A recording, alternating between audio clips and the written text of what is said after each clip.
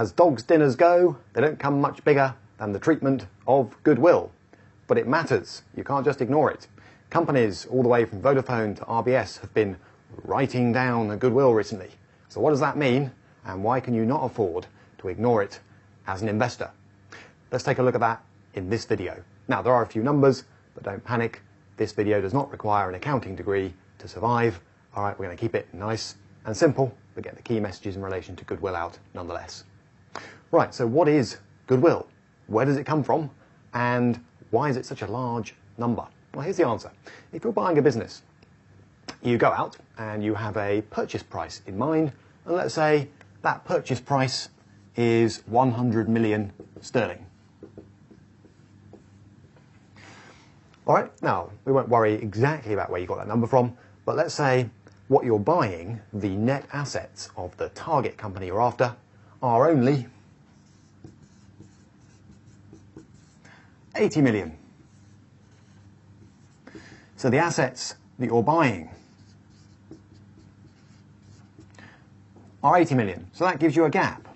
All right, there's a gap there of 20 million. And that gap is what accountants call goodwill. In effect, accountants can't live with the idea that things don't balance up and match. All right, so they would say, well, I'm spending 100. That's cash going out the door, if you like. I'm getting 80 million of assets back, plant, machinery, land, buildings, equipment, stock in the storeroom, that kind of stuff. And there's a gap. What is that gap? And how do accountants deal with it? Okay, well, the purchase price, that's 100 million. That could be cash. In practice, it might be one or two other things. So that's fairly easy to tick off and say, well, we know what that is. The net assets acquired, well, we could send in a firm of accountants to do some due diligence for us, check out that the target firm we're buying really does have net assets, tangible assets, assets you can kick to the value of, say, 80 million. So what's this difference then? What are we going to do with this 20 million difference? You can't have 100 million going out and only 80 million coming back in. So this must be something, and accountants call it goodwill. And it represents the other stuff you're buying when you buy a business. Because after all, when you buy someone else's business, maybe you're also buying, in addition to the kind of stuff you can kick, the brand name, the market share, okay, the expertise, the employees, and that's all wrapped up in this figure accountants call goodwill. You're literally paying 20 million for the goodwill of this business, okay? Now, what happens next, and what are the kind of tricks that directors can employ to fool you? All right, well, accountants think, what are we going to do with this goodwill figure? I mean, if we buy someone else's business, okay, we can combine their assets with ours in our accounts. We can add together my own land and buildings, plant and machinery with the target company I've bought, plant and machinery, land and buildings. We can add all the assets together. What are we going to do with this awkward 20 million figure? And the answer is this. It gets stuck in the creditor's balance sheet. It's called an intangible asset. It sits there as a kind of lump, all right? Every now and again, typically annually, under the accounting rules, the directors have to check that that lump hasn't fallen in value. That's called an impairment test, right? And if it does ever fall in value, then they have to write it down, all right? Take a chunk off it, if you like. And you might think, well, okay, that sounds in theory, all right, but it actually leaves loads of gaping gaps for the directors to pull the wool over your eyes. All right, what they're hoping is you will look at goodwill, think I kind of get what it is, but kind of don't, so I'll kind of ignore it and forget about it. All right, and analysts often do exactly that. One of the analysts' favourite numbers, which is the subject of another video, is earnings before interest, tax, depreciation and amortization. All right, EBITDA. So if there are any intangible assets being amortized, as accountants call it, in a set of financial statements, that EBITDA number will take them out. And as I say, that's the subject of another video. All right. So it's an awkward number, and investors like to try and ignore it. But here are 2 or 3 reasons why you shouldn't. Okay. What are the tricks the directors can employ? Well, number one, okay, and we've seen this recently with big write-downs in the likes of Vodafone and RBS. It leaves an awful lot of scope to correct a mistake later. All right. Because if you pay 100 million for a business with net assets of 80 million, so there's a gap of 20, who's to say you haven't horribly overpaid at the time? You haven't made a catastrophic mistake. You've gone in and bought the firm at the top of the market, and this goodwill figure, shouldn't be anything like 20 million. Right? Well, the beauty of the way the accountants deal with it is no one's going to find out for years later. And you've probably left by then reputation intact. Because what you can do is create this goodwill figure, stick it on your balance sheet, all right? Years pass and suddenly someone says, that 20 million, is that still worth 20 million? What is that intangible asset?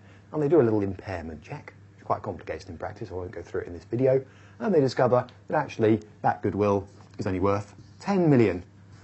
All right, all that stuff you're buying, the brand name, the market share and so on, has been literally impaired. It's not worth what it used to be.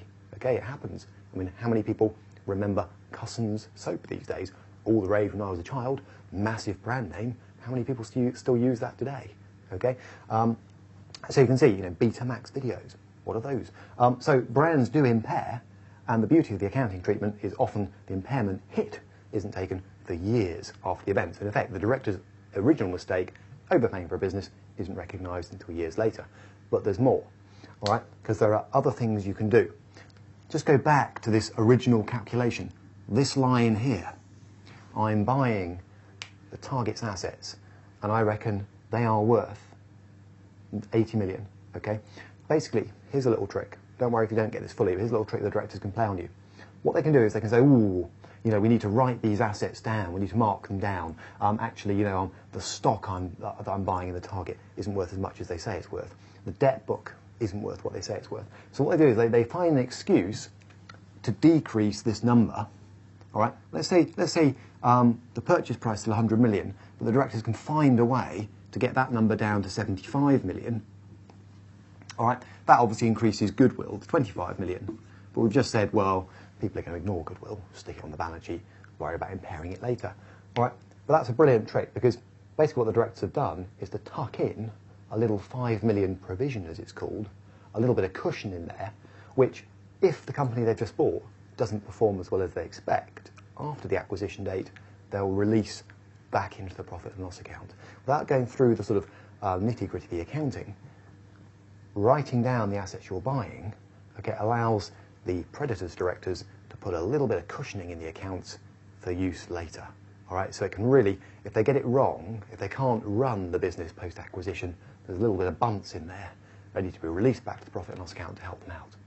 All right, and don't forget that, okay, although there is in theory an annual impairment check on the carrying value of this mushy number called goodwill, in reality that's an incredibly subjective exercise. All right, so what I've done so far in this video, I'm going to wrap up in a moment, is just to suggest that this goodwill number is important. It's a big fudge figure. Okay, it's kind of a balancing number when you buy a company. And the directors have a couple of ways, potentially, to pull the wool over your eyes. One is to increase it on the acquisition date and give themselves a little bit of bunts to tuck away and cushion bad results coming through later on. And the other way is, of course, to not take any meaningful impairment hit, reflecting the fact they overpaid in the first place until years later. Well, there are one or two other problems as well. Right? Supposing you get out two sets of accounts, two different football clubs, or two different software companies, and you try and compare them. You'll struggle, and that's because the accountants, not content with this kind of fudgy mess here, have gone further. They said you can only recognise goodwill at all if you pay for it. So what if you're a football club that home grows all its talent? Well, you haven't paid for that talent. So the accountants say, well, those football players can't go on your balance sheet. Whereas if you bought a load of football players, well, they have a known market value, they can go on the balance sheet. So if you look at two football clubs, you'll find that they look radically different in terms of balance sheets. If one's homegrown all its talent, the balance sheet will be much, much, much smaller, all right? Because those football players won't be there because they can't be. Whereas another club that's bought players in will have them all on the balance sheet, believe it or not. And then how you impair a football player is an interesting question, all right? If they break their leg, for example, then obviously you've got to do some kind of write-down, but that's the arcane world of accounting for you. Two software companies, one's bought brands, the other's developed its own brands, those balance sheets will look radically different. And it gets even worse, all right?